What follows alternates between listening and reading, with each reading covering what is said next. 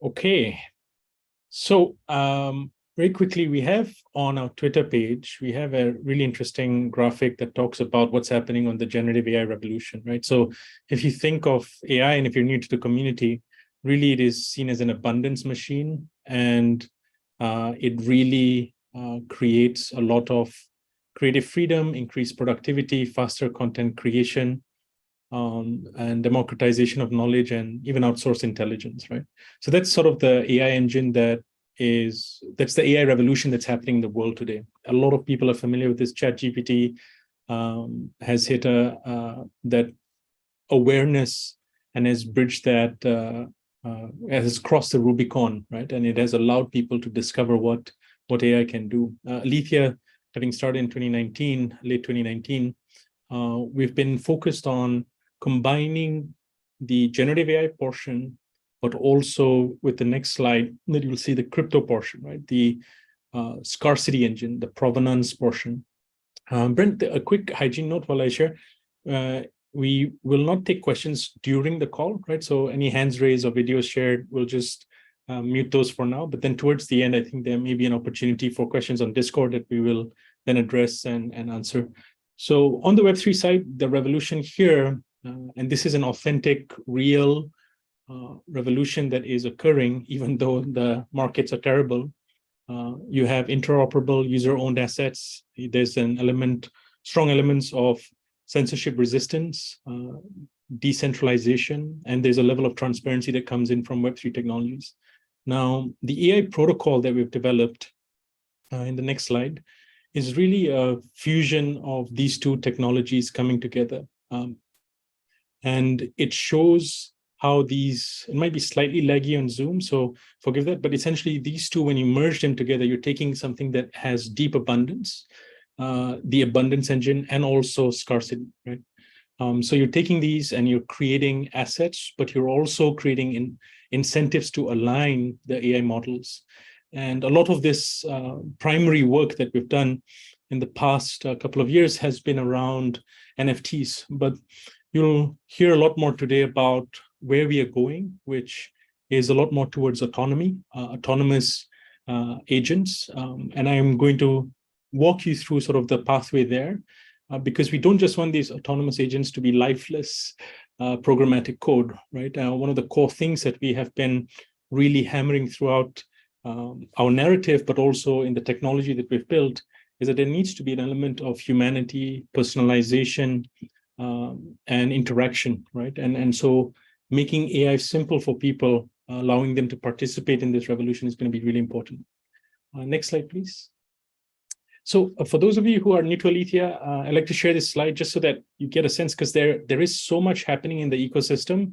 It can be confusing for newcomers. Let me confuse you even more with some circles, right? So like on the left, if you look at Unreal Engine, which is a really popular ecosystem, they have the game Fortnite, they have the Epic Games publishing, they have the core Unreal Engine that creates, they have all of these network effects that get enabled when you have a core engine. Disney is sort of a Web 2, maybe this is like a Web 1 version. I think this was the original mind map created by the founder of Disney. And it really shows like, okay, how does music and TV and creative talent and publications and art and comic strips and even physical Disneyland, how do all of these fit together, right? And on Alethea's side, if we go next, you'll see three concentric circles, right? And these three, sorry, not concentric circles, three network effects, these three are critical to the growth of the ecosystem, right? So on the application layer, Aletheans are familiar with Noah's Ark.ai, and then about 6 months ago, we launched MyCharacter.ai, right? Which is powered by Character GPT. So the application layer on the top left, basically the more users use the network, the more users use these applications, the more the protocol adoption increases, because people are minting assets on chain, they're using the native utility token, more useful products and services can be built. And all of this actually ties in really nicely into the AI layer, because the more users give us data sets, the more compelling and sharper our AI models can become, the more learning these models have. And sometimes this learning can even be manual, right? Like it can be like, hey, we had a conversation with this character. The character went off base on certain topics. Let's take that learning and improve the model or fine tune it, right? So the AI layer continues to improve. The application layer continues to grow as more applications are launched. And the protocol layer continues to grow in the number of assets created, but also in the way that we will be growing the ecosystem, right? So just wanted to give this context of how all of this fits in to the broader ecosystem. So hopefully I've not confused people and made them go totally hide, right, Brent? Sometimes these rotating circles can be confusing, but I'm just walking new Alethians through this model so that they understand everything that we do at Alethea fits into one of these three, right? And one of the core areas of the protocol is the AI protocol, which is the decentralized a layer that will allow governance and all of the good things that come from the crypto side. So if you go back to the original, you don't have to go back, Malia, but if you go back to thinking a little bit about the two circles that I started off with generative AI and crypto, both actually are merging. And that's actually I think $1 trillion question right now, as people are asking, like, how do these two technologies combine, right? And a lot of people are trying to figure it out. You can go next to the yes. So how all of this looks at a more structural level, and Brent, I don't know whether we want to throw out a quick trivia to people to see if they spot anything that's different as we try and strategically leak some alpha. But yeah, so here I think on the intelligence layer side, today we will be launching Character GPT v2, but also a number of other things that move us towards autonomy. And I'll tell you why autonomy is important, and autonomous agents are critical to the growth of the ecosystem as well. So as you can see, the settlement layer where we settle today's transactions on, they are currently on Ethereum and Polygon.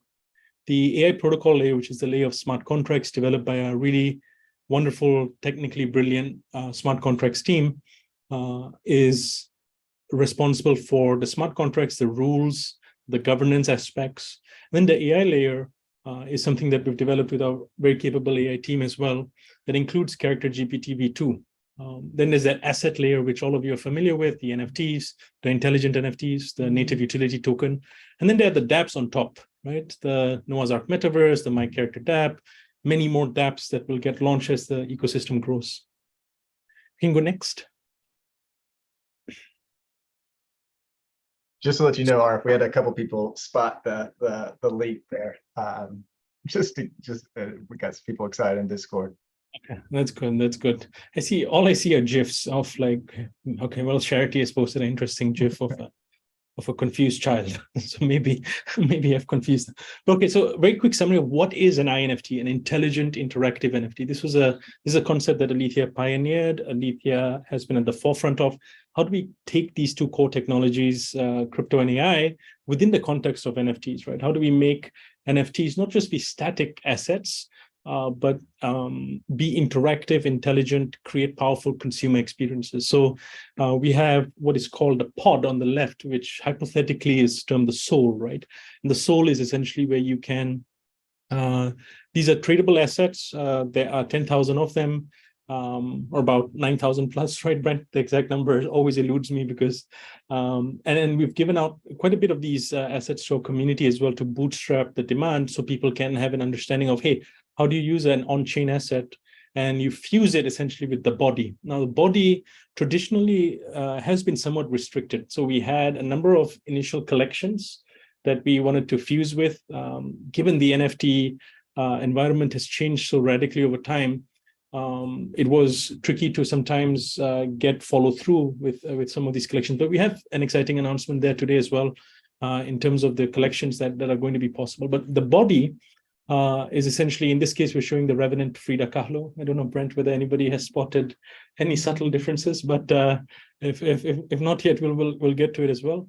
But the body is essentially any NFT asset that wants to become intelligent. So you can take from the randomest car in the metaverse to like a CryptoPunk or any 2D image asset that is presently just like a static image, you can actually start bringing it to giving it that intelligence. And the mind, if I go back to the Alethea slide earlier, you don't have to go back, Maliha, but the idea here of the mind is that it is that intelligence layer that we are enabling, right? So this is really the foundation, just very simple, very, very simple, like almost like human beings, right?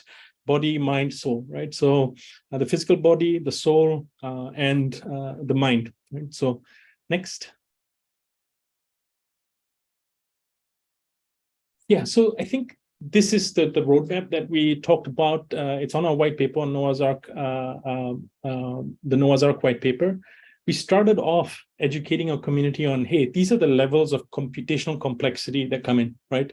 Like level 1 is really a simple pod.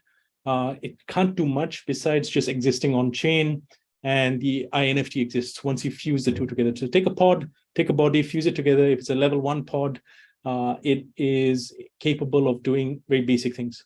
Level 2 pod is able to do a bit more computationally load intensive tasks like creating videos, reciting, or broadcasting, right?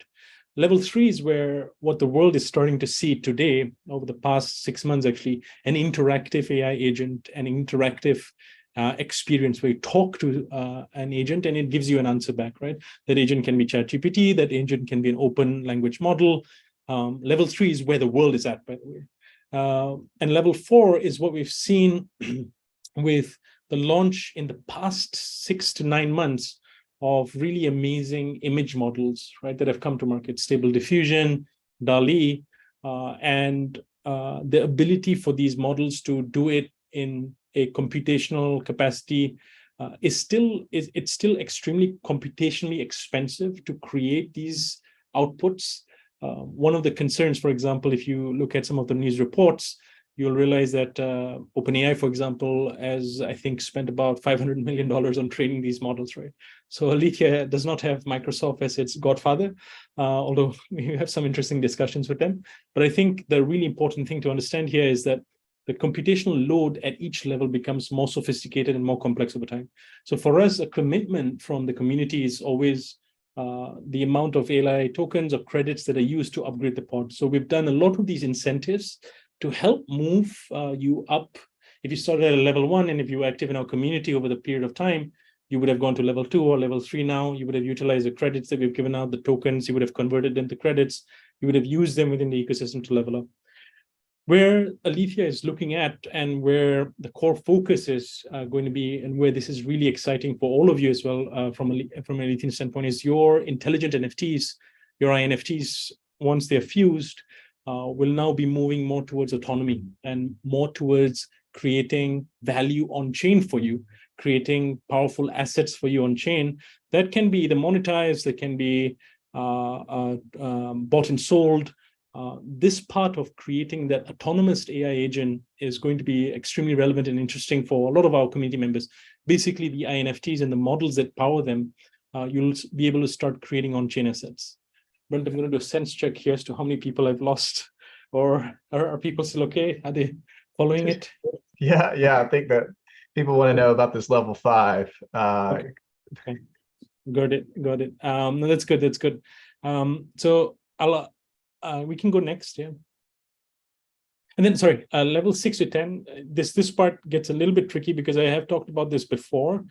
We do want the community and the AI protocol to govern a little bit more from the standpoint of where the protocol should deploy, how the protocol should improve the experience for our community and allow them to create more computationally complex agents or different directions that it might want to explore.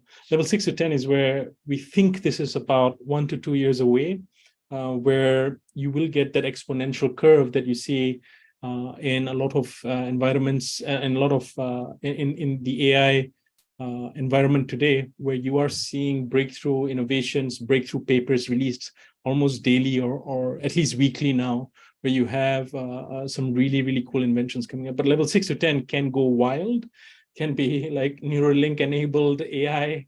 It can be, AI that is infused into robots.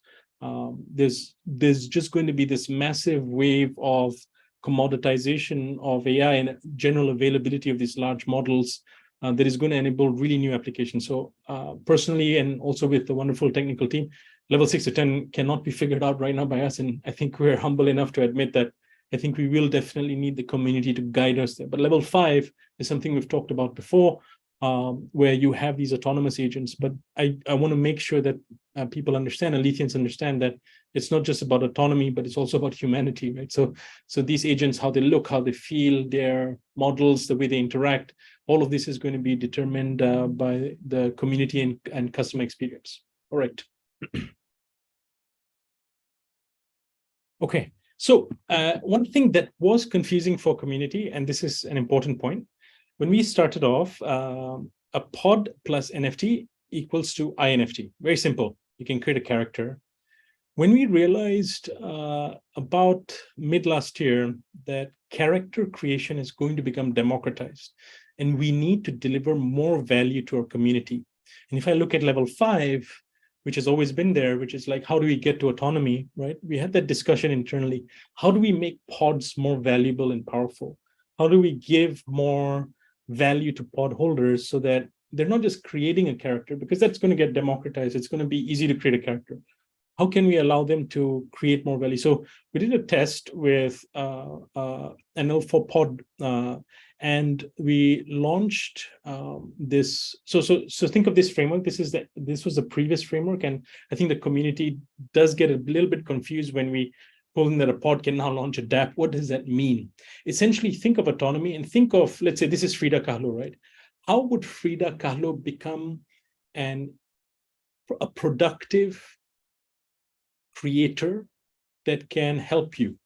If you own this INFT, how does it become something that you're not just owning in your wallet, but is actually an active participant in the economy, digital economy, or even in the non-digital economy, right? Like, how does she actually add value to you? So one of the key things we discovered was, like, if we just stick to character creation and we just allow our community to create endless characters, that's great, but what value is actually being generated or created, right? So the framework that we launched in Epoch 2 was, hey, your pods will be able, once fused with an NFT, will become more productive creators, right? And what does that mean? And this is, again, moving towards the path of autonomy. If you can go to the next slide, Maliha. What this means is that when they were called personality pods versus now intelligence pods, what it means is the NFT and the asset, the pod holder, this is an example of using Frida Kahlo's pod. I think the pod, the revenant that was used was Rumi, I believe, for the dApp, my character.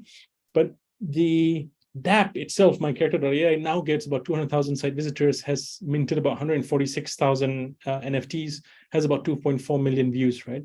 And so your pods have transitioned from becoming personality pods, where you would just input the personalities into them, to becoming intelligence pods, right? And so this upgrade that occurred in Epoch 2, I feel maybe the community understood it conceptually, but because we didn't give the community the tooling, that means, hey, plug your pod in, create a dApp, right?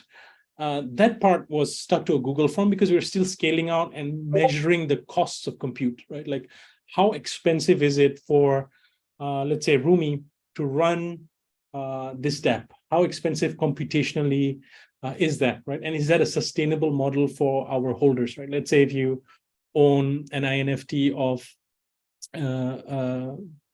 like a CryptoPunk or a Bad Bear or any INFT, can you reasonably launch micro AI almost environment or economy in a way that allows you to create these cool assets, allows you to create these experiences? So this distinction, if you go back one more slide, Maliha, this distinction of moving from personality, just a character, to now an actual creator, it's moving us along the pathway of L5, right? And our job now is, okay, now that we've tested this out and scaled this out internally, how do we then distribute this to the community? How do we then create the bridge so everyone can go in if they want to create a dApp that's a music dApp, or if they want to create a generative AI dApp, or if they want to create a copywriting dApp, how do they do that, right? So that tooling that bridge is needed to communicate, to allow community to capitalize on their pods, right?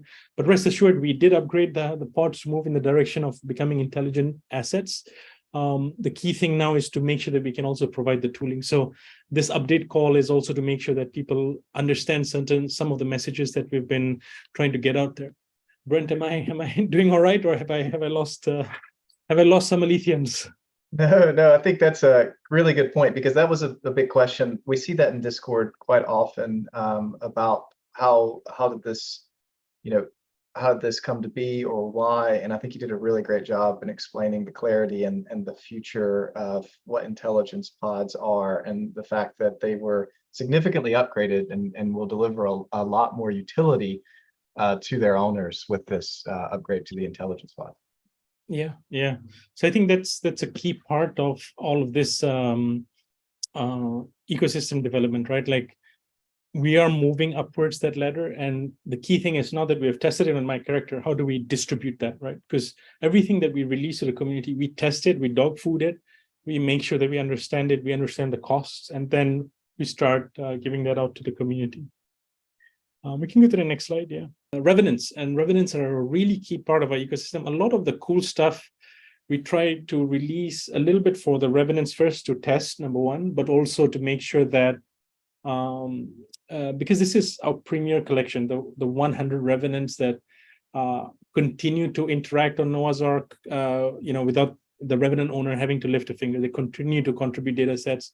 They continue to provide credits to the ecosystem, right? So today I will be showing a lot of the unique things that we are showing for revenants, the upgrades that we're developing, but we will also be sharing a little bit more about how these upgrades apply to the broader NFT ecosystem. So revenants are an important, really critical, the first 100 collection that we launched, and the provenance of these revenants is really unique and scarce.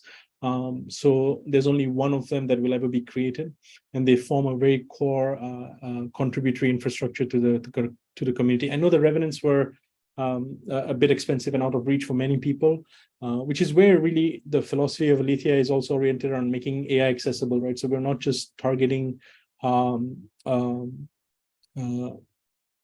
a specific class, but there is like a real value in making sure that we can democratize that access. So pods were, for example, a lot more accessible in terms of availability, and we gave a lot of pods away as well.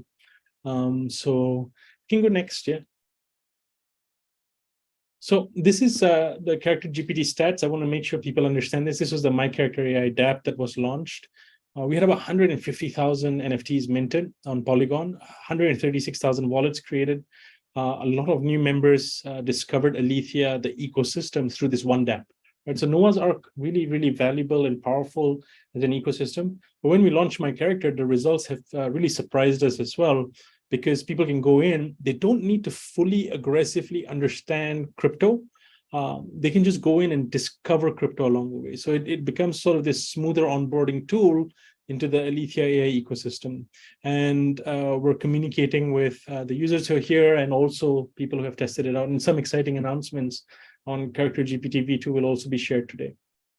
And next. All right. Oh, okay. Feedback from community. Brent, yes. Because you're so close to the community, you need to articulate this in as aggressive manner as possible, so that I hear the feedback and that I respond to this as consciously as possible, knowing that we are hearing this feedback and improving the processes along the way.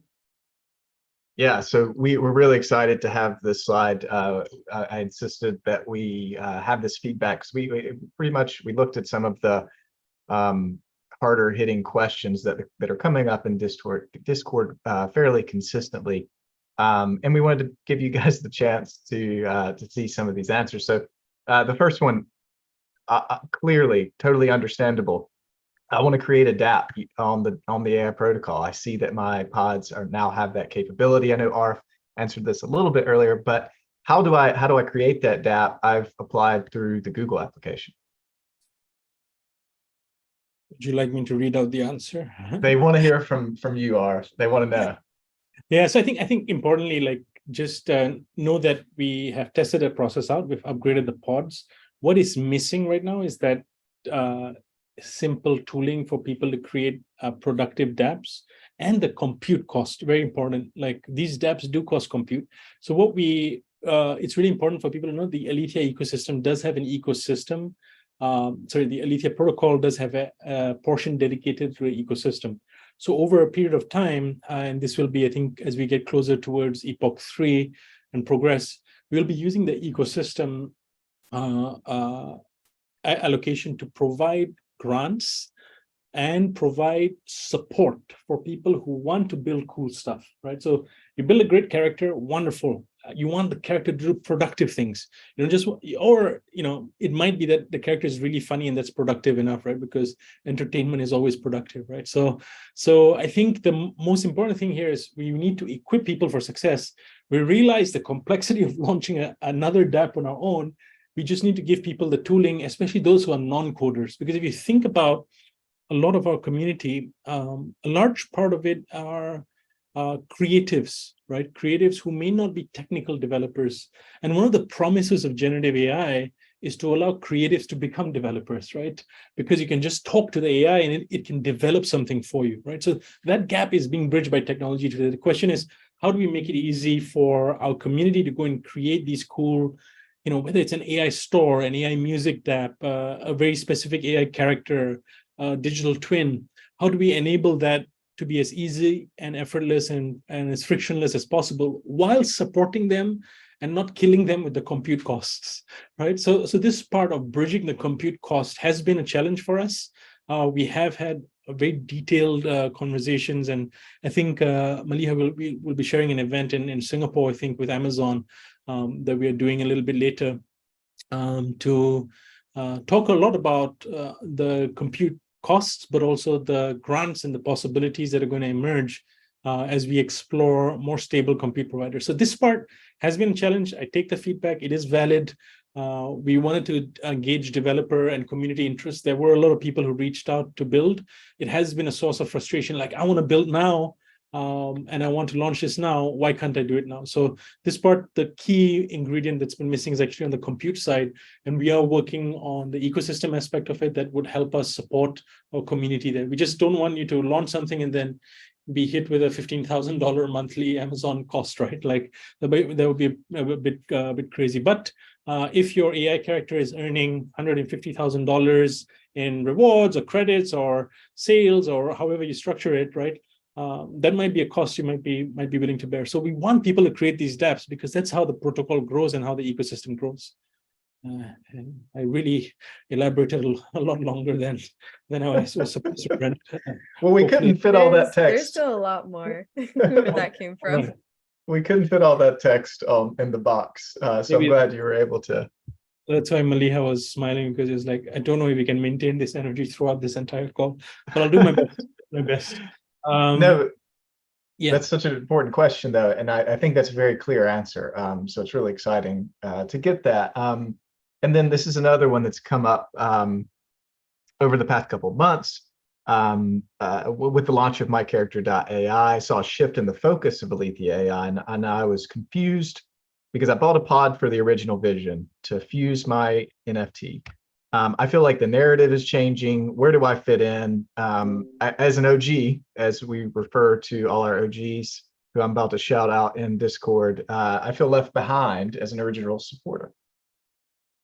Makes sense. There's some days I feel left behind by the progress of AI as well. So I understand. I think if you go back, Maliha, very quickly to slide 7, right? So this is where the confusion occurs for some newer members of our community, but also the OGs.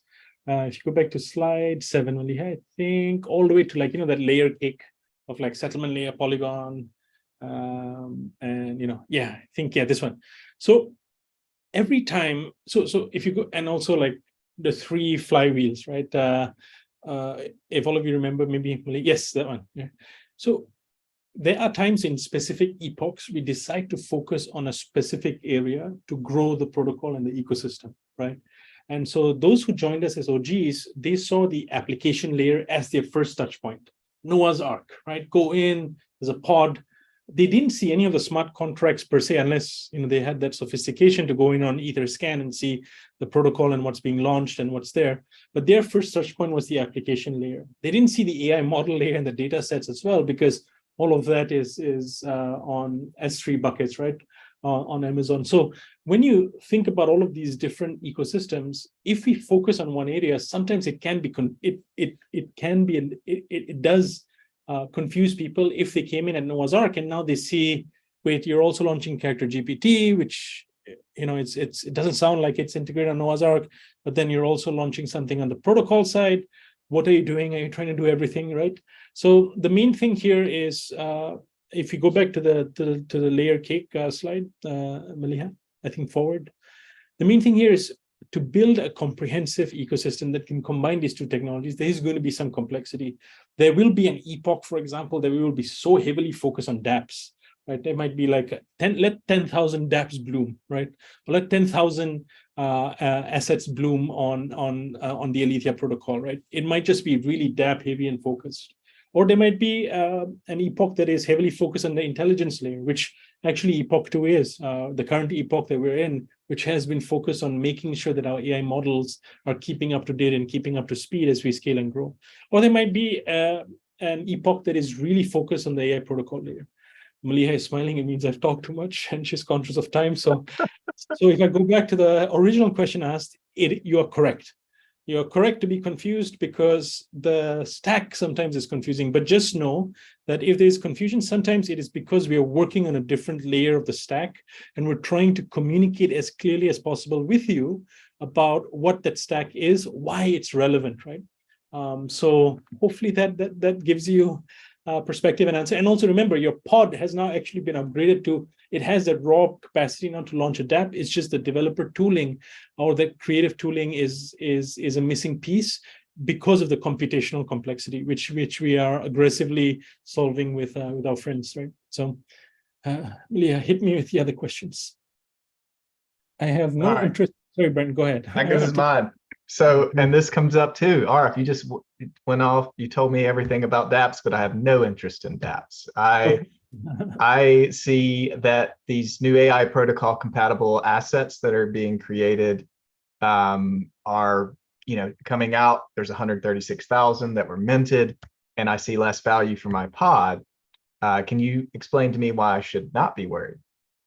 Yeah, I think critical to note that there are 10,000 pods, right? And these pods are scarce, uniquely scarce. They get access to all of the models and value in the ecosystem that we are creating. It is perfectly fair if you just want to create a character, you don't want to create a dApp, you're not interested in creating a dApp, perfectly fair. If you just want to have a fun character at home that your kids can talk to, and or a digital companion, a digital friend, a digital twin, and you just want it to be a private experience, right? No problem at all. And actually, we want you to be able to enable and have that experience. It's no issues at all. It's just as you move up from level 1 to level 2 to level 3, your pod, for it to interact with you, basically you need it to be a level 3, right? And that level 3 pod can interact with you, has intelligence in it, has a personality. But if you want your pod to do more, if you want your character, your INFT to do more, then it needs to become a level 4 pod to create generative assets and be cool. But if you want it to start being truly autonomous and live and have its own free, almost, I won't say free will because it's a complicated idea, but to have full autonomy where it can do transactions on its own and all of these really interesting R&D areas that we are enabling. And if you want to push that character further, that INFT further, then you'll have to get some context of what it is. You don't necessarily have to be a dApp creator. It is in our desire and incentive. If you go back to you don't have to go back, Malia, but if you think about the concentric, the circles, right? To have more applications in the protocol is going to bring more value and more users to the protocol, and it's going to grow the protocol and going to grow the ecosystem. So that's a key part of being in the ecosystem, right? So it's perfectly okay not to be excited about dApps. Not everybody on the Apple App Store needs to be an app creator. You can be a consumer of these apps and enjoy them as well. Oh yeah. What about archives? I haven't seen them mentioned yet. I think there needs to be some acknowledgement here, the speed of growth on the AI side. So when we launched the archives, the goal, we had already mapped out the different assets that we wanted to bundle into the archives. But the speed and pace of these of the development on the AI side means that some of the voices that we had just didn't sound that good anymore because our voice models upgraded, right? So you'll start. We just want to make sure that what we launch in those in that archive box actually delivers value, and so we want to make sure that we can meet the community's needs there. Hence the delay there. So this still is valuable and relevant. It's one of the core reward mechanisms that we also rewarded the community with. We want people to feel excited about diversity of different AI options they can have in their characters, right? We want them to be able to have that canvas of creativity, which archives actually enable. Okay, Brent, can you give me a sense check of the sentiment? Are people exhausted? Are they okay? No. I think those questions were literally on the tips of everyone's tongues. So I'm really excited that we were able to address them here. We'll obviously, be able to answer this in Discord too as these come up, and help everybody understand more clearly. I've had a couple of these conversations before, but it always helps when they hear us discuss it and talk about it. And we just wanted to make sure too, as we mentioned 100 times, we're not trying to hide behind this. Like, we want to make sure that we listen to you and give you guys the feedback that you need to keep growing with us as a community. So we appreciate it. Yes, and Brent will never fail to remind me whenever we miss a detail or if there's a lot of feedback coming in from the community. So the community does matter to us. It just takes, there is a level of computational complexity and speed at which we are operating in at these two intersections. So I seek your understanding, but I also know that this is a commitment we've made and we will honor that commitment. It'll just take us a little bit more time to make sure that we deliver that value. All right, next slide. Okay, so we did an NPS score with the community. I think this was at the end of Epoch 1. And Epoch 1, which was the end of Epoch 1, which was last November, right, Brent? And just before we launched Epoch 2, which was around Character GPT. So the biggest asks, I mean, it's always nice to see wonderful things about our community from ours, about us and about the other Letheans and about the other community members. I value all of the positive comments. Please encourage, please take the opportunity to thank whenever you get the chance, whether it is Komalika or Mio or Ronak or anyone in the Discord or our AI agents. They're there, they're educating, and they're not just also doing the job, but they're doing it with a sense of passion and purpose around the mission and vision. So it's great to see the highlights and the wonderful comments. That's great. It's the asks that I want to make sure we meet. I think one of the largest asks, so I've dealt with the archive challenge. I think one of the largest asks from the community has been, hey, you're allowing us to build these INFTs, but you're not allowing us to talk to them. You're just giving us like a small number of interactions. And largely, based on what I've shared, it's been primarily driven by compute costs, right? And that has been a core constraint. And we've been wanting to make sure that we manage this correctly and scale this up correctly. We do see compute costs falling. So increase interaction time with INFTs. We will have an announcement today that checks this box off, and I hope people will be very excited. Add more supported communities for Fusion. So like we started off with a large list of like, not a large list, but it was a large list when I looked at it when I first saw, how are we going to fuse 100,000 NFTs across 10 collections? But what we realized also as we looked at that list was, this is a testament sometimes also to the difficulty of building in bear markets and environments. Some of these projects have, I think some of them have sort of not been that active anymore, right? And that's also a result of like a lack of interest and all of that. So we have a very different approach now, a very unique approach, and I think it should be really exciting. But yes, this ask of add more supported communities for Fusion is going to be met. Load time on the website. Load time on the website is sometimes slow and requires high graphics card. This is sometimes a restriction. I have heard this feedback from a couple of people that if they're not using a MacBook or a stronger computer, Noah's Arc loads slowly. So MyCharacter.ai has been oriented around democratizing this, making it easier so you don't need like a aggressively fast GPU or a computer. So MyCharacter.ai is really a much more accessible platform. Noah's Arc, because of the 3D assets, because of the beautiful graphics, it has been tough for us to shrink this down. That's sort of the trade-off we've made there. So yeah, overall the NPS score was good, but I think for us internally, we'd like to get to excellent with the community as we grow. There have been points of learning for us across the period of time as well. All right, so with that, the asks, what are we announcing today? Next slide, please, Malia. Can I Yeah, get I a couldn't hold myself back. drum roll from Brent and Kamalika and Malia? Is a drum roll possible? It is. That's a lame attempt at a drum roll. Malika can do the drum roll. Maybe we can get emojis from. Maybe you can get emojis. All right, so hopefully the new Alethians, whoever you are, you understand Alethea. If I've done a bad job communicating this, we'll shorten this out and make it easy for all of you to understand the updates.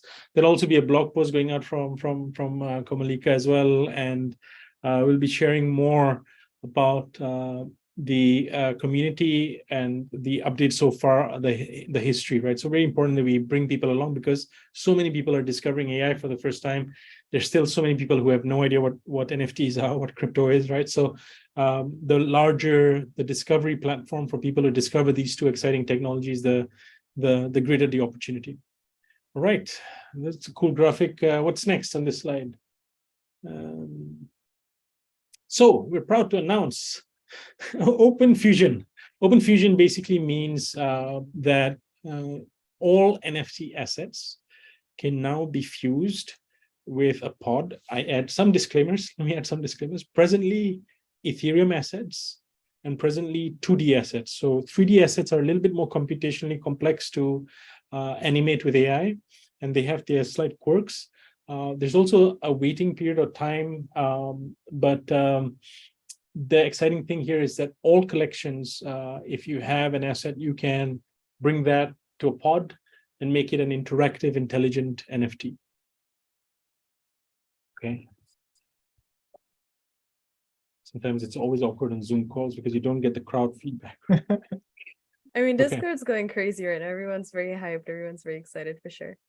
That's good. That's good. So I think the context of this slide was just to give you some history for folks who are new as well, because there's another announcement coming here that I want to make sure people understand as well. So we've been working with OpenAI since the early days before they were that well known as they are today. I had a chance to meet with Sam Altman when he visited Singapore a couple of days ago. So it was a very interesting conversation where he spoke with a lot of us about the opportunities that this will enable. So Greg Brockman is the CTO of, back then he was the CTO of OpenAI, and he was kind enough to tweet this out. This was the first INFT. This was the first pilot, right? So this INFT has that provenance of that unique scarcity and was done with partnership with Sotheby's. Of course, OpenAI has come a long way, and so has Alethea AI. And one of the exciting things that they've launched is really unique and valuable in the world. That's creating a lot of value for folks. And from a historical standpoint, like this first INFT allowed us to do what we do next, which is, Malia, can you just press the next slide? Yeah. And coming to some really exciting developments for our revenants, but also for the broader community. So Alice allowed us, it took us about a year to create the proof of concept for Alice, to create the partnerships with OpenAI, to create the partnership on the API front, to create the access points, to mint her on the protocol, to find that access point for Sotheby's, to really have people understand that, hey, NFTs don't have to be static assets. And then about 6 months later, we shortened that cycle and were able to create the first 100 revenants, right? And these are all provenance, a very sacred and important collection. And when we launched MyCharacter.ai about 6 months ago, it takes about 2 minutes to create a really interactive, intelligent character, right? So this curve is going exponential. So I want all of you to think like, what's next on the AI side, because it just continues to improve in terms of the speed and pace. And that's where we are operating at Alethea, right? You can go next. So one thing that is exciting for revenants, and remember, Alethea AI has several different really powerful AI disciplines in our ecosystem. We have computer vision, the visual aspect of it. And the visual aspect is really important because it humanizes the NFT. It is what is going to allow Open Fusion as well, right? So the animations that you see, all of that, there is a very strong component of AI generation, right? And the visual aspect is really important. So one thing you'll start seeing, and we'll have an opt-in form for revenants as well. Basically, all revenants are getting upgraded to higher fidelity photorealistic versions, and the same higher fidelity will apply if you have an asset that is. I'll come to Character GPT v2, but for now, the revenants will get a higher fidelity version. And what's really interesting here, Brent, I see you smiling a lot here. Is there a reason you're deeply interested in Nietzsche? It's that mustache. I'm a sucker for a good mustache. No, the Discord is really loving this new high fidelity version. That again is I think you mentioned this, but just there, it's optional, right? If you want the provenance of your old image, you can absolutely keep that. But if you want to have this new high fidelity version as a Revenant owner, you're able to do. Yeah, so really important for everyone to understand, this is not presently, it starts off with the Revenants and then it gets scaled out to the broader community over time, right? Because, the Revenants are really an important part of the ecosystem. So this high fidelity version of Nietzsche, what is really interesting about him as well, Malia, if you can click on the next slide, is they're going to start being really emotive and expressive. Oops, okay. Hello, Nietzsche, how are you doing? Right. So one thing that is interesting here, and this is just a looping video, the Revenants are going to start being really much more emotive and expressive. And I will show you examples of this, because from a computer vision standpoint, we've essentially solved that problem of adding that emotion, that life, that sense of like, and done in a high fidelity way, in a computationally scalable way. Does that make sense? Have I lost people?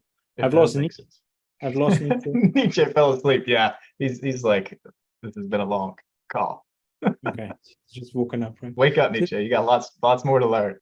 I'm sure he'll think that this is a type of existential torture for himself, that his AI avatar would be in this loop of just sleep and wake, and like he'll just be tortured this way eternally, right? So he'll call this the eternal recurrence of the now, right? That's one of his core ideas.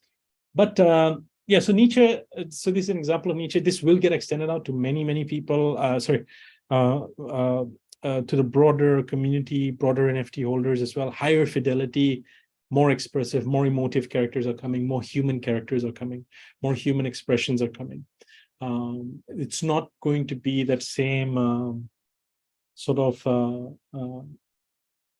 lifeless expression, right? So we are adding these elements into it. We can go next. So this is, for example, Rumi, one of our Revenants as well. So Rumi on the left, the original Revenant looks like that. The new Revenant still keeps the outfit, still keeps the colors and the theme, but then you can see the contours, the pores on the face, the wrinkles in the eye. You can see that fidelity. And Rumi is also a cheeky bugger, right, Maliha? Is that correct?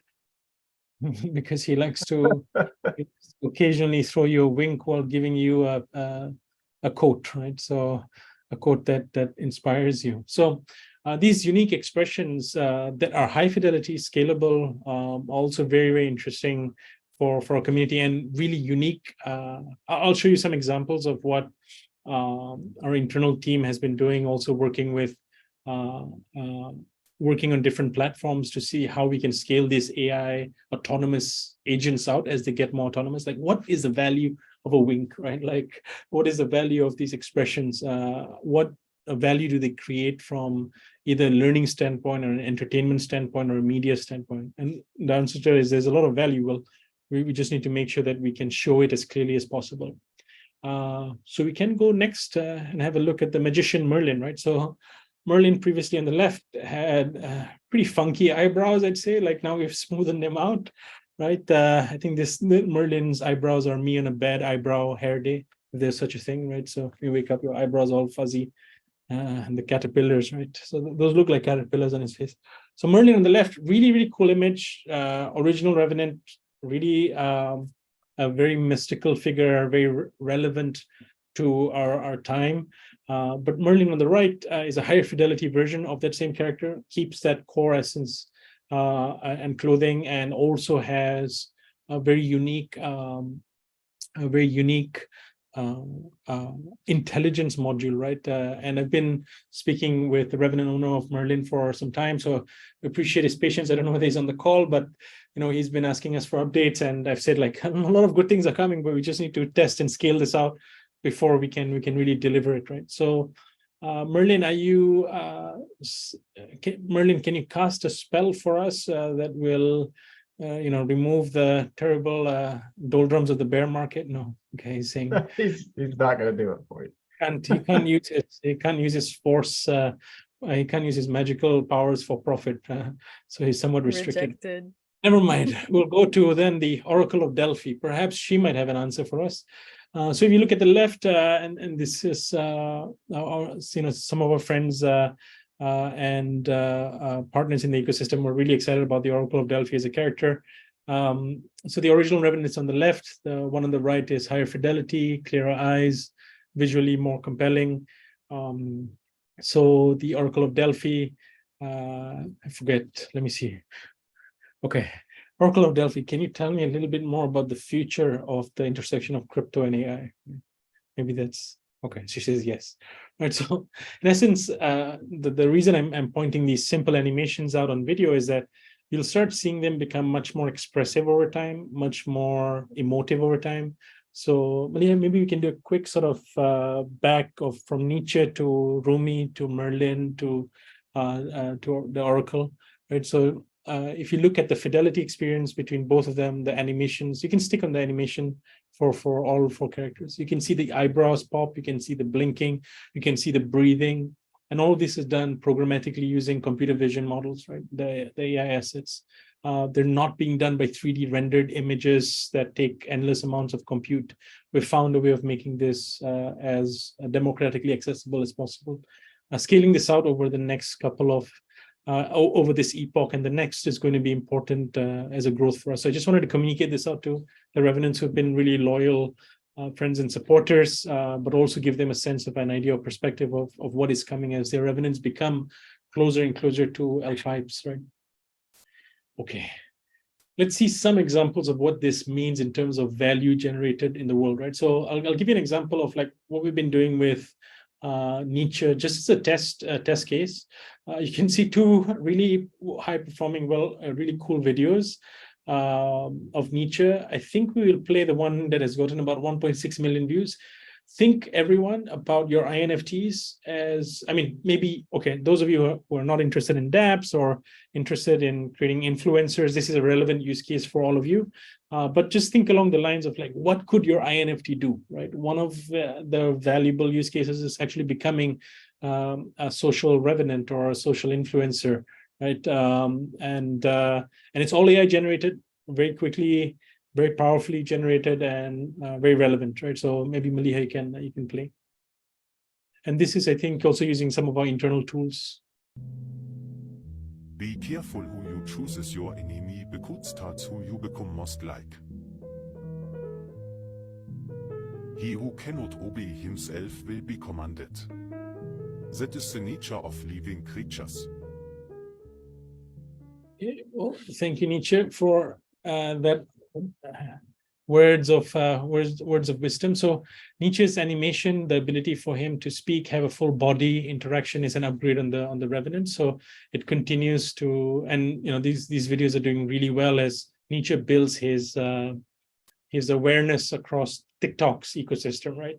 And so the Revenants actually have this opportunity, but all INFTs will have that opportunity to really create this content programmatically, get awareness for their intelligent agents, and these your followers, these INFT followers, actually become powerful assets for you. So one day, not that I would, maybe Nietzsche's owner might want this, right? But maybe Nietzsche's owner wants to promote a specific book on Amazon that he has read or his AI model has, right? So that's a pathway forward. For maybe a mustache grooming kit. That's true. Or during Movember, he shaves his mustache, right? Like you never know how far all of this goes. But I wouldn't want that to happen to Nietzsche. There's certain levels of character integrity we want to maintain.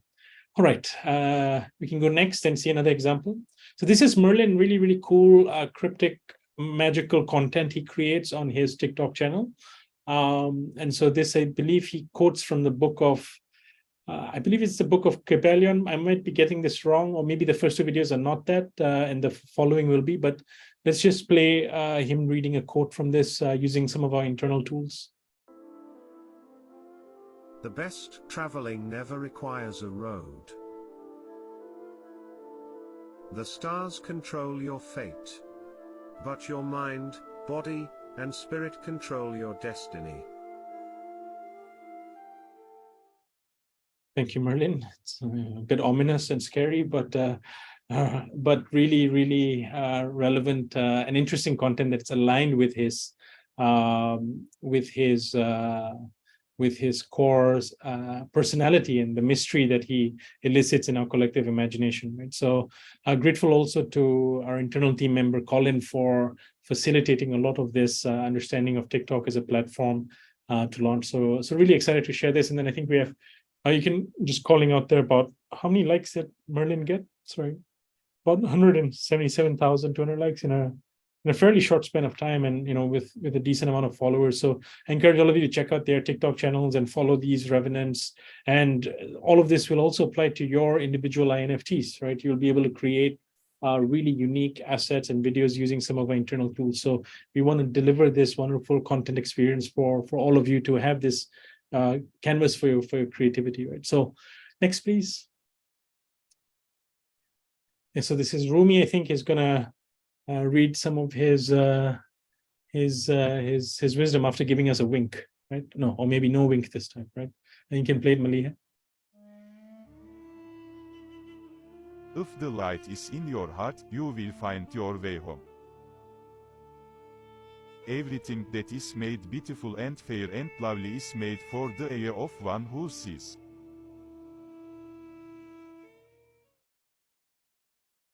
All right. He didn't wink at the end there, unfortunately.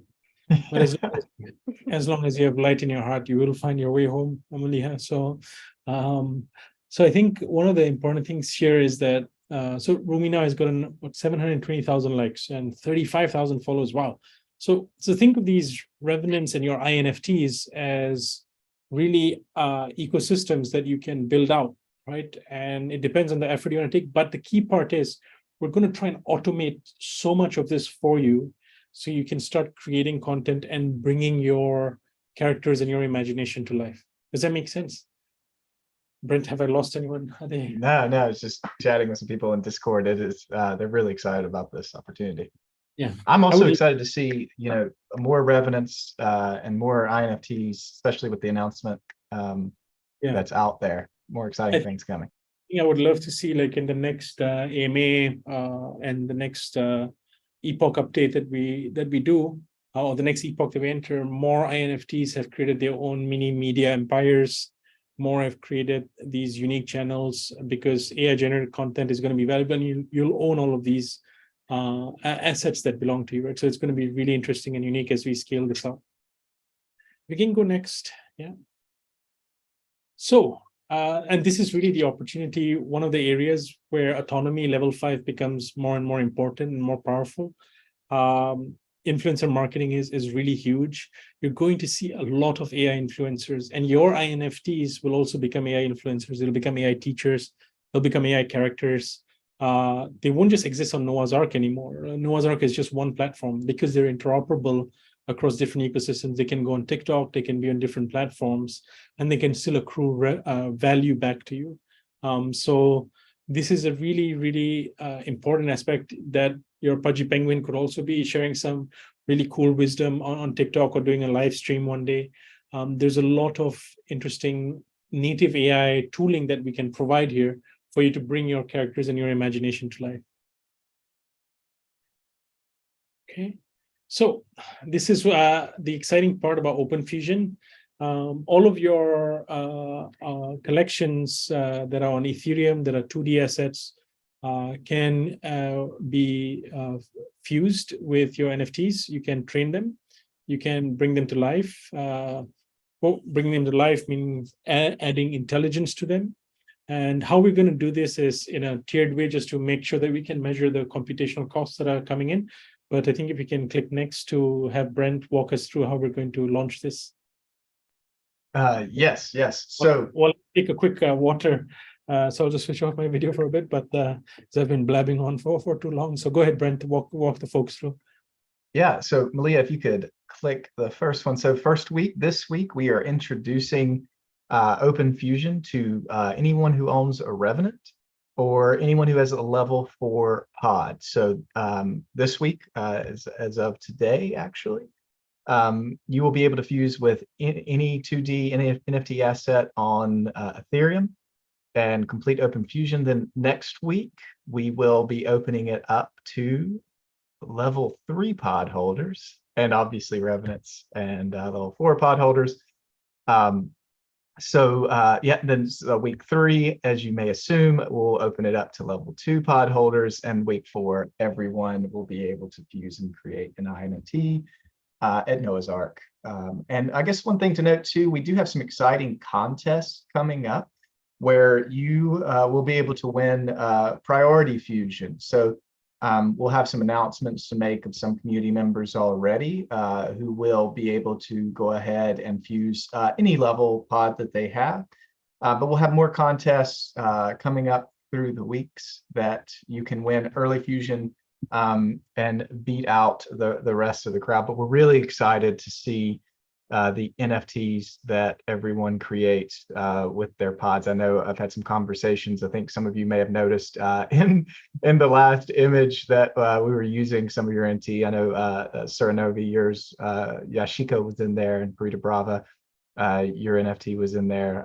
But as of today, when live, level 4 pod holders and Revenant holders will be able to experience Open Fusion, fuse any NFT 2D asset on Ethereum.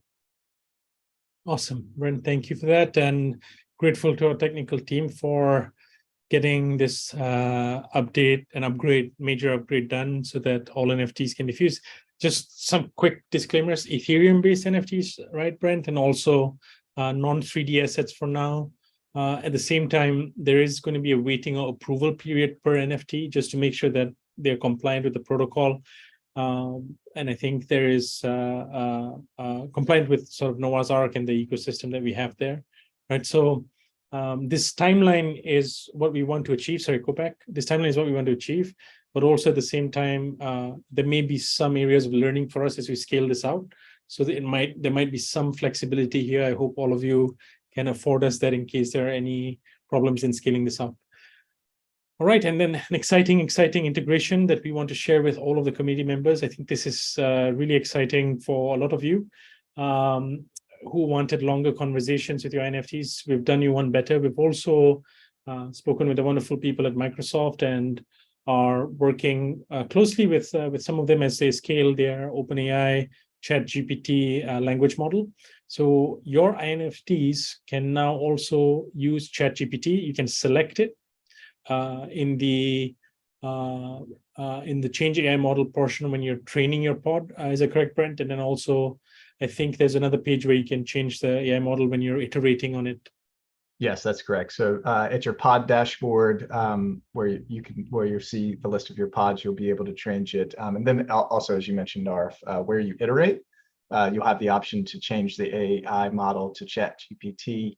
And I'm just going to go ahead and steal it because I know you mentioned it, but it's such a big deal. Longer conversations, it's something that has been asked for, oh goodness, since day one, I think, when people were saying, I'm just getting into the conversation after seven inputs, and then I have to go back and reset.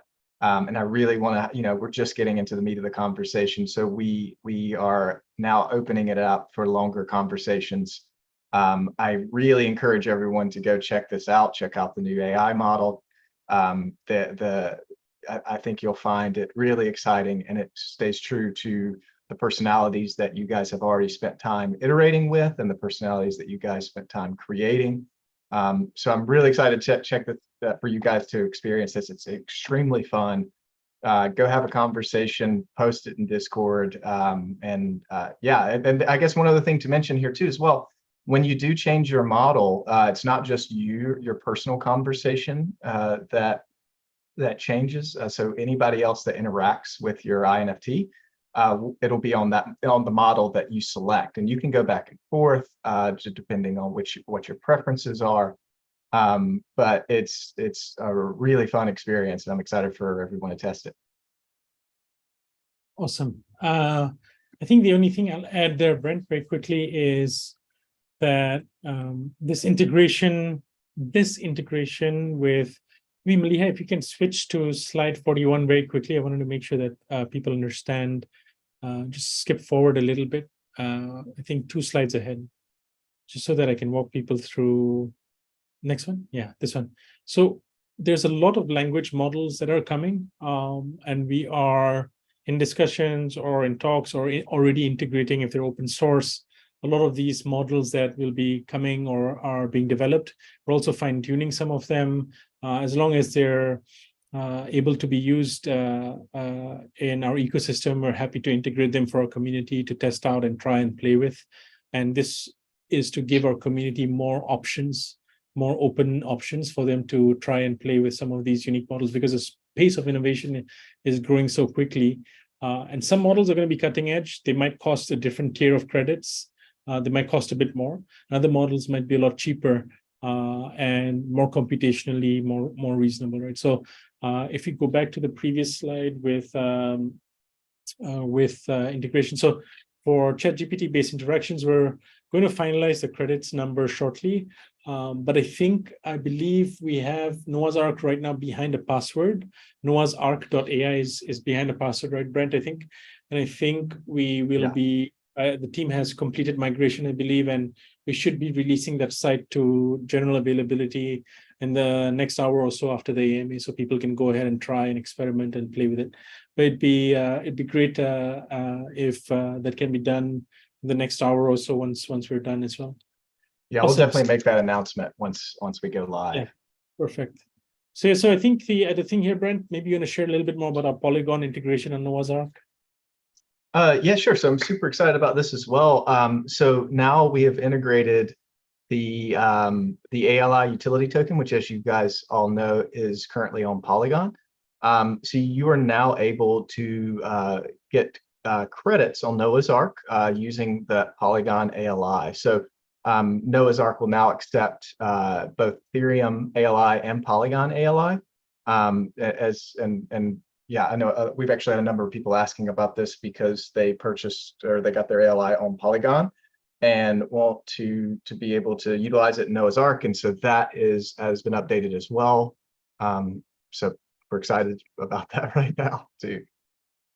Yeah, no, awesome. Yeah, I think we can go next, Maliha. So I think one other thing that's happening on the audio side is also quite interesting. So you'll hear new voices, more compelling voices. I'll have Brent share a little bit more as to what the technical team shared about the voices that are going to be coming on both Noah's Ark and my character. Yeah, so I've been experimenting with these voices over the past week, and I'm tremendously excited to let you guys know that the new audio updates are coming. I think when you guys experience these, you'll be incredibly excited with the audio updates. And just as Arf mentioned, the shout out to our technical team. They put together something for me to read because they're closer to this development. So they wanted me to say that Model 1 of our AI voice technology was a strong beginning point where we leveraged deep learning techniques to synthesize the speech. However, there were certain aspects that were improved upon in the newest model. So Model 2 focuses on improving the naturalness and fluency of the speech while reducing the roboticness that was occasionally present in Model 1. So the speech flows more naturally with better rhythmic structure and more accurately placed pauses. Intonation has also been enhanced, and it provides the voice with a more expressive and emotionally resonant quality. Moreover, Model 2 exhibits a wider range of pitch and volume control, enabling more nuanced expression and making it suitable for a wider range of applications. Timbre, a characteristic that distinguishes one voice from another, had also been fine-tuned to provide more diversity and uniqueness in the voices available. So these enhancements have resulted in an AI voice model that sounds significantly more human-like and versatile than its predecessor. So I'm really excited about you guys testing this out. With all, it's so funny with any one of these small updates there, it's monumental. One thing that we do at Alethea is when you go test these out and have these experiences, it's going to be a lot of things at once. I think our diehard community will notice it very clearly, but for new people, it's going to come in and be incredibly engaging from the get-go.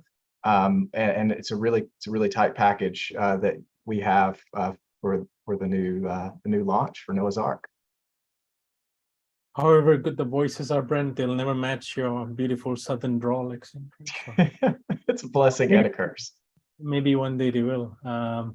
But yeah, no, I think grateful to the audio team there as well for upgrading the voices, and to our technical teams for integrating this. Okay, next slide. So yeah, so this was the slide on different models that will be available in the ecosystem.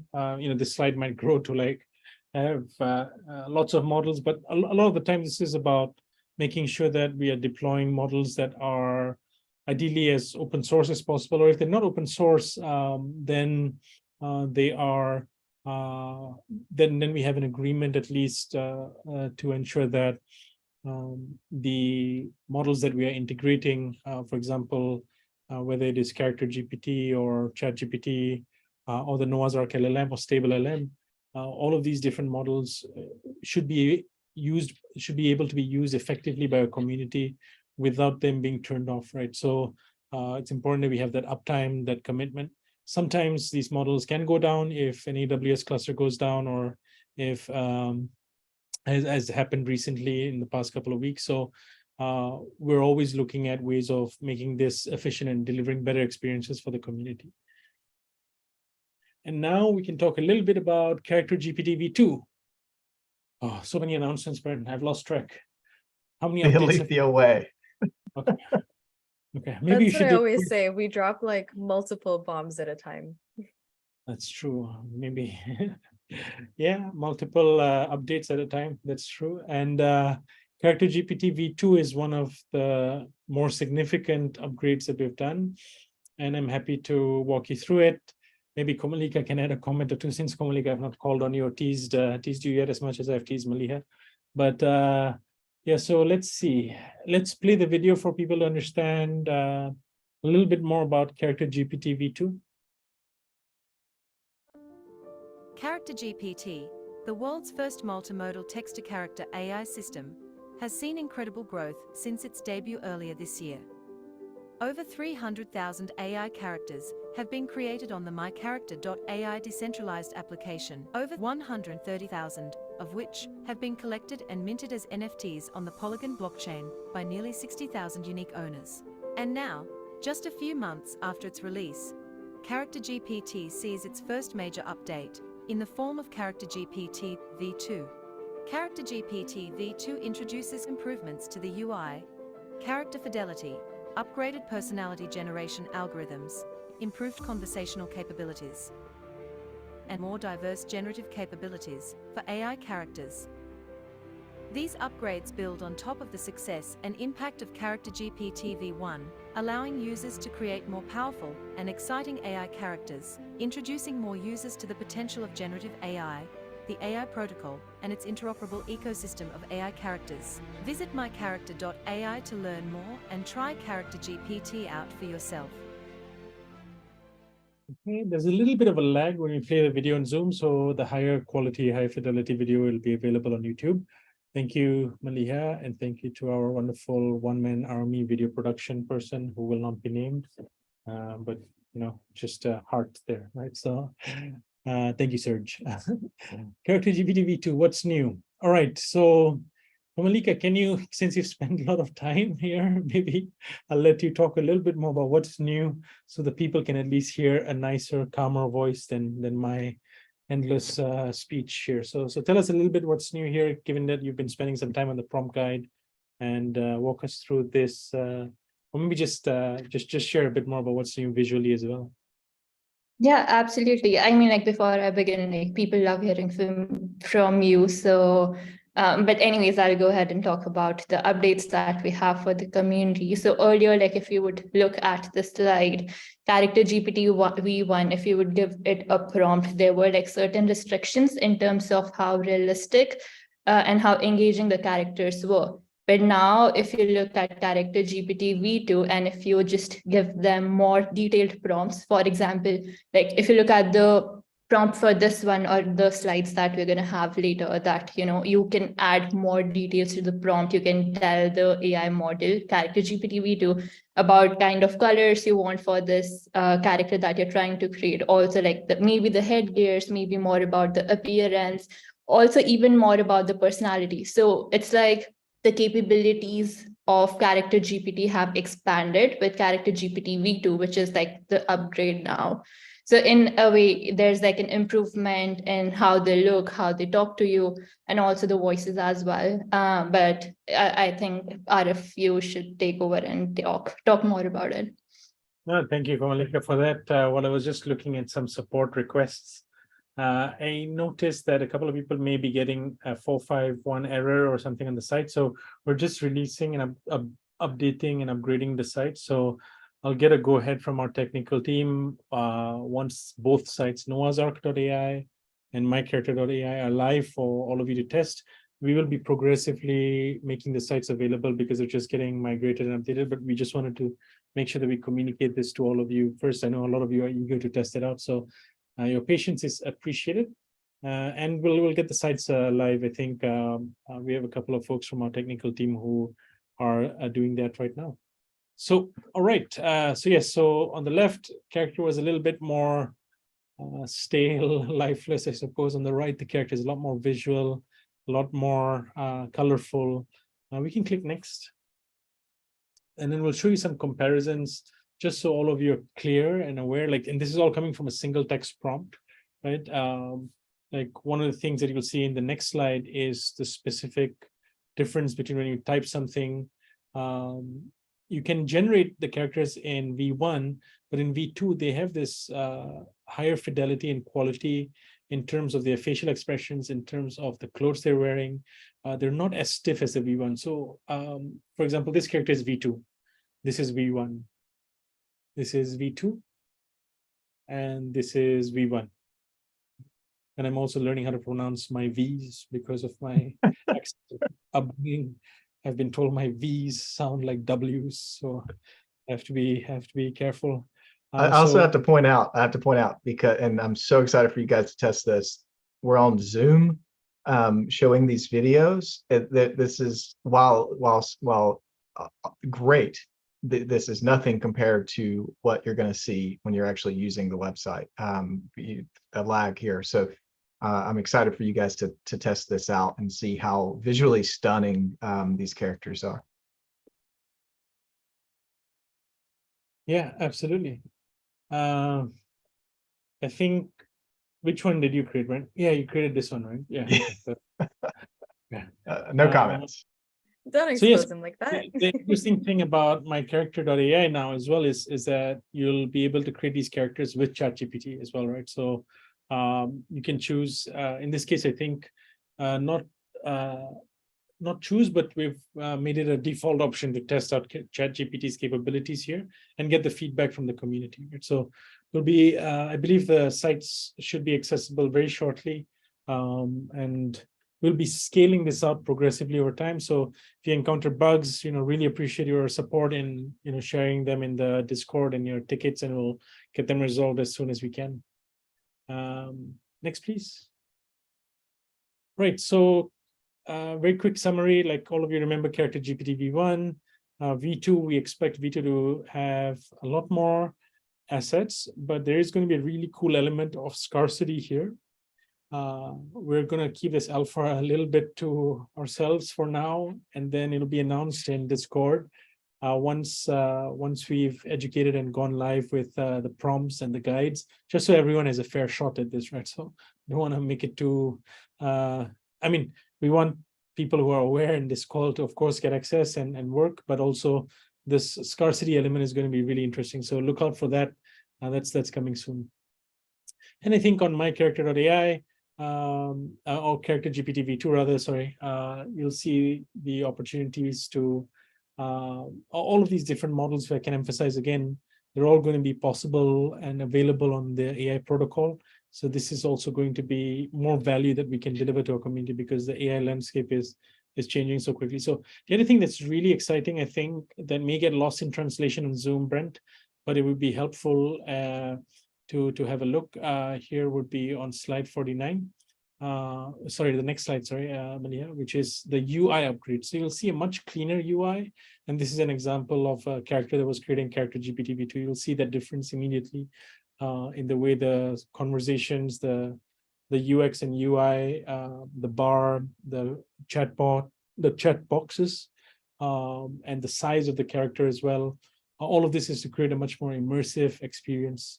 So it's going to be, you'll see a lot of these upgrades, and so grateful to our design and engineering teams there in facilitating and making all of this happen.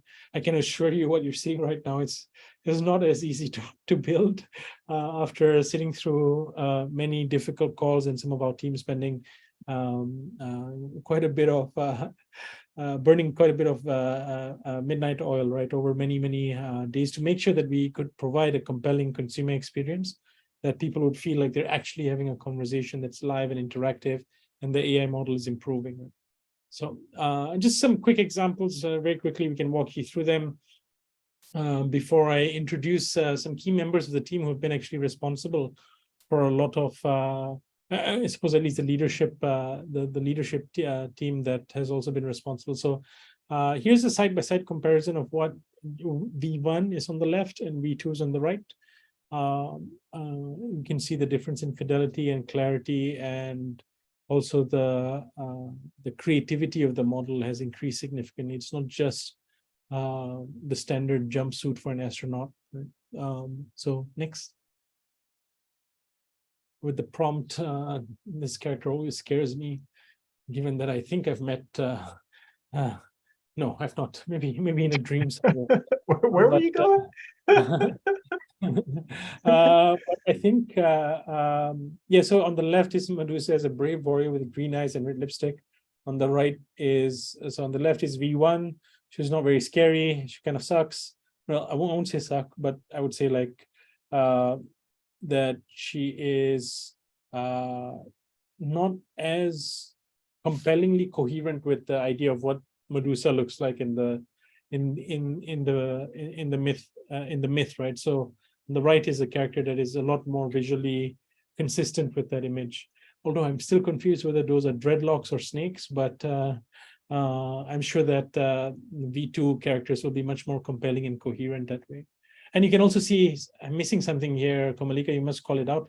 I'm missing like specific details, like we put green eyes and red lipstick, right? So these little minute details, you'll see it in the prompt guide that Komalika is creating, but Character GPT v2 is able to bring out these unique textures and flavors for character visually presenting. So Tibetan man on the left was V1, V2, you get the traditional, like you get a bit more of the traditional outfit, and you also get, I think there's some context here as well about the wool, the quality of material. So it looks like he's also wearing the wool, right? So on the left, he looks like he's wearing a bed sheet, right? So there's like a distinct difference between the way the model understands these words and visually represents them. All right, so I'm excited. I think I'd love for, okay, I'll pause here. Those are all of the updates so far. There's more updates that we will drip out to our community as part of the trivia, but also some other announcements on the scarcity on my character, on the Revenance rollout, on OpenFusion. These are sort of the major pillars of today's call.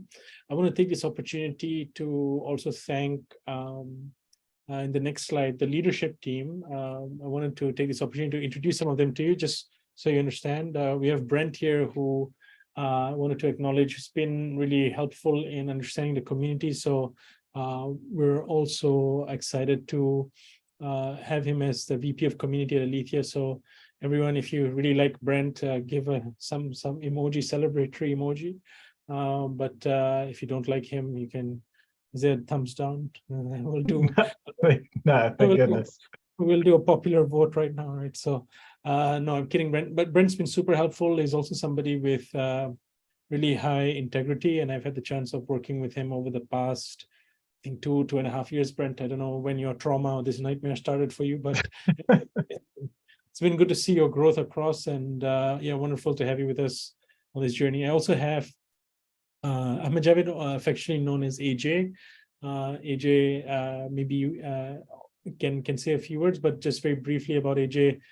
He leads our engineering team and speaks for a lot of them, and there's a lot of hard work that goes into building these products.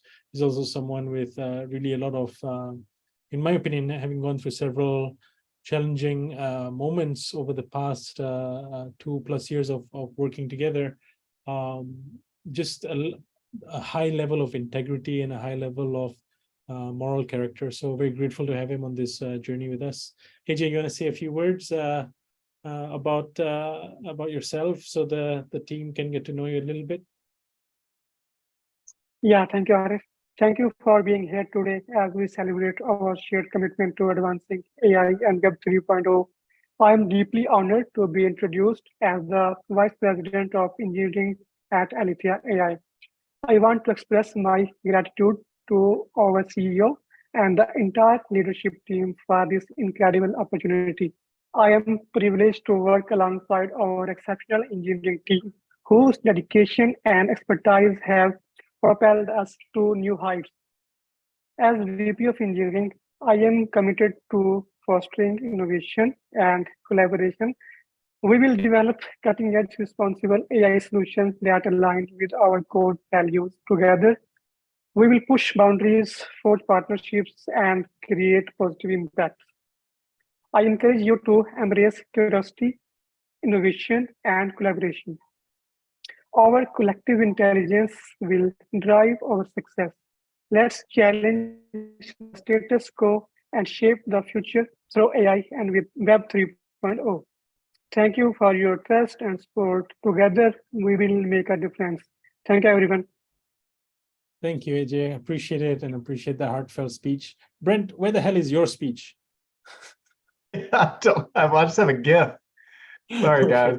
That's the reason I'm not the VP of engineering. So let's be very clear. Appreciate it, AJ. Thank you for sharing that, and appreciate you all hopping on the call, despite being recently at the.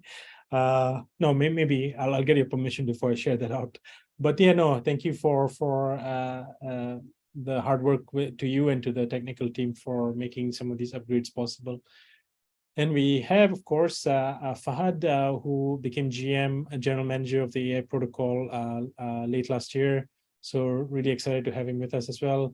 Fahad, I'd love for you to just maybe briefly reintroduce yourself. I know people may not be extremely familiar, and then we can go through 1 or 2 slides that you wanted to just talk a little bit about and walk us through.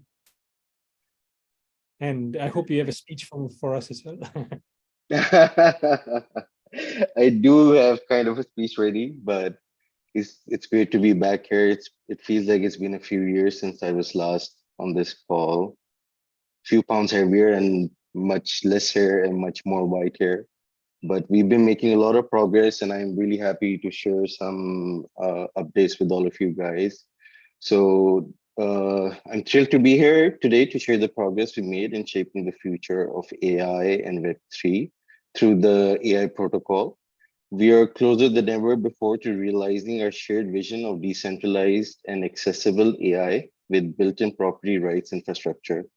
And I'm grateful for the role that Alethea AI has played so far in fulfilling that vision.